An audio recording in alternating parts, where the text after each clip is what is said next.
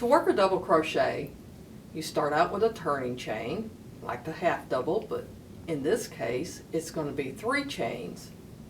That equals the height of a double crochet. And you turn your work around. And to work the double crochet, you yarn over, insert your hook into the next stitch, yarn over again, and pull up a loop. You have 3 loops on your hook. Now with the half double, you yarned over and pulled through all 3 all at the same time. But with a double crochet, you're going to yarn over and pull through 2, yarn over again and pull through the last 2. There's a double crochet.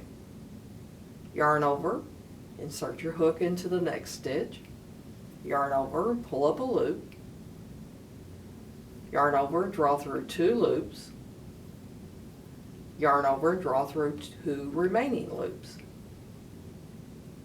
Double crochets. When you get to the end of the row, you've got the beginning chain 3 from the previous row that you have to work into.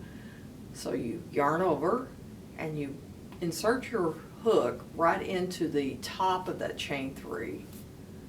Yarn over and pull up a loop, and then complete the double crochet by yarning over, drawing through 2, yarning over, draw through the last 2.